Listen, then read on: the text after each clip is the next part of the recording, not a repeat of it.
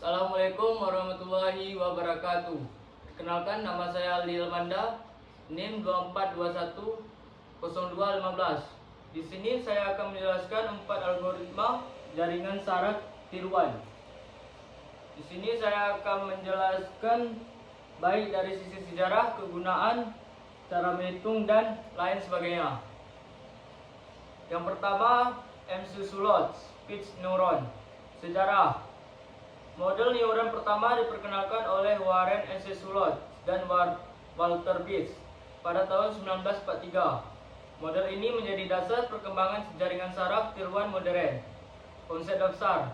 Neuron S. Sulot Pitts bekerja seperti gerbang logika, AND, OR, nodes, input, X1, S2, Sn, bobot, W1, W2, Wn, jumlah masukan, next, X1 WI. Fungsi aktivasi menggunakan fungsi ambang threshold. Y sama dengan 1, net lebih besar nilai ambang. Y sama dengan 0, net lebih kecil nilai ambang.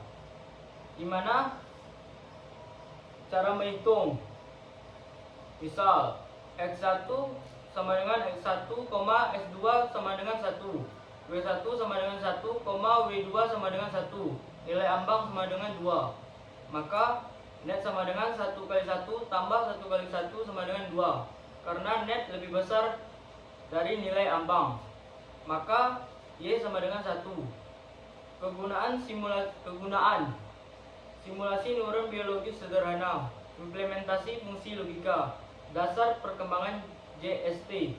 Kelebihan: sangat sederhana dan mudah dipahami. Kekurangan: tidak dapat belajar dan tidak dapat menyelesaikan masalah kompleks. 2. Hip learning. Sejarah. Diperkenalkan oleh Donald Hebb pada tahun 1949 melalui teorinya neuron touch peer together wear together. Artinya hubungan antar neuron akan semakin kuat jika keduanya aktif secara bersamaan. Konsep dasar. Behavior learning merupakan metode pembelajaran tanpa supervisi. Aturan perubahan bobot. WI sama dengan NX IY atau WI new sama dengan WI all tambah MX IY. Keterangan. N learning rate. SI input. Y sama dengan output. Cara menghitung contoh. Diketahui W sama dengan 0, X sama dengan 1, Y sama dengan 1, N sama dengan 0,5. Maka W baru sama dengan 0 tambah 0,5 kali 1 kali 1. W baru sama dengan 0,5. Kegunaan. Pattern association, associative memory, dapat pembelajaran biologis. Kelebihan: sangat sederhana dan tidak membutuhkan target output. Kekurangan: bobot dapat membesar, tidak menjamin konvergensi, kurang cocok untuk klasifikasi kompleks. 3. Perceptron. Sejarah. Dikembangkan oleh Franz Rosenblatt pada tahun 1957 sebagai jaringan saraf yang dapat belajar dari data. Arsitektur. Input layar dan output layar, tidak memiliki hidden layer. Konsep dasar hitung nilai net. Net sama dengan X1 WI tambah B. Output Y sama dengan F net. Dan fungsi aktivasi Y sama dengan 1, net lebih besar 0. Aturan Y sama dengan 0, net lebih kecil 0. Aturan pembelajaran. Error. E sama dengan T kurang Y, di mana T target, Y output. Update bobot. WI new sama dengan WI all tambah next. Next I. Update bias. B new sama dengan B all tambah NA. Cara menghitung contoh diketahui.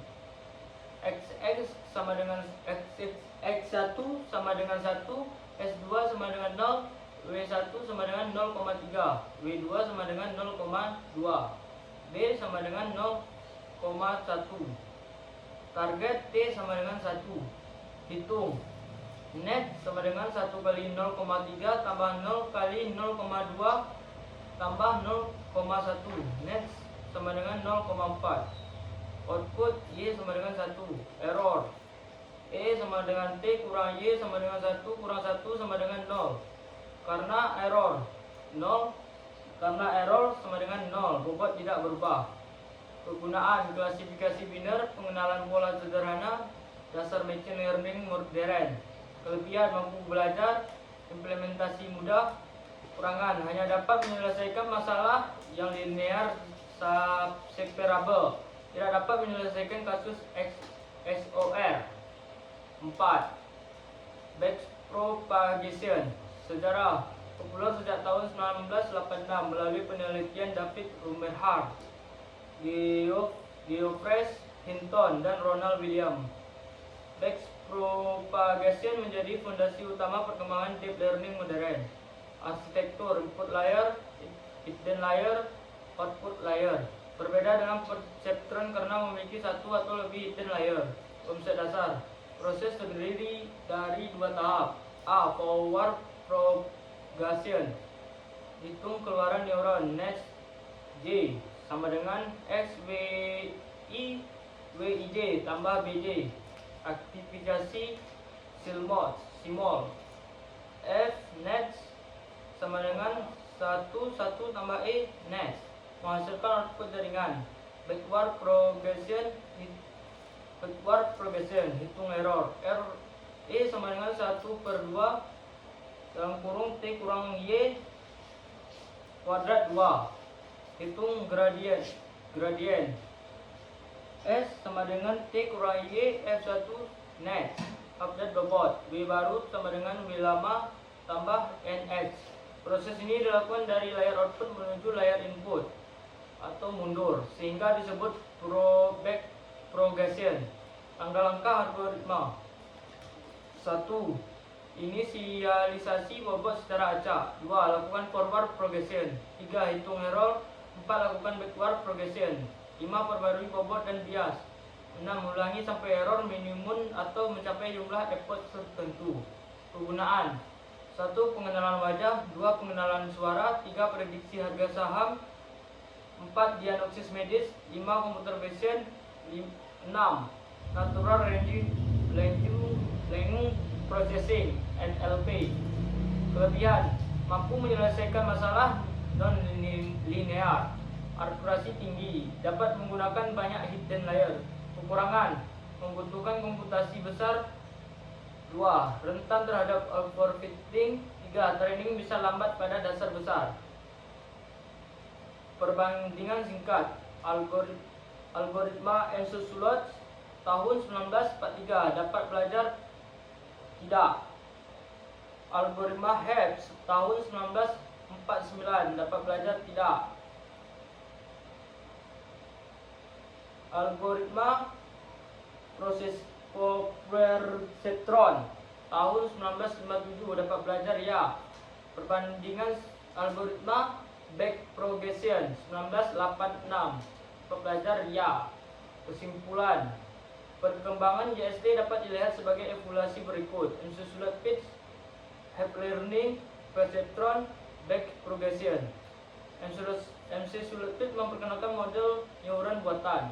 Hepp memperkenalkan mekanisme pembelajaran melalui penguatan koneksi.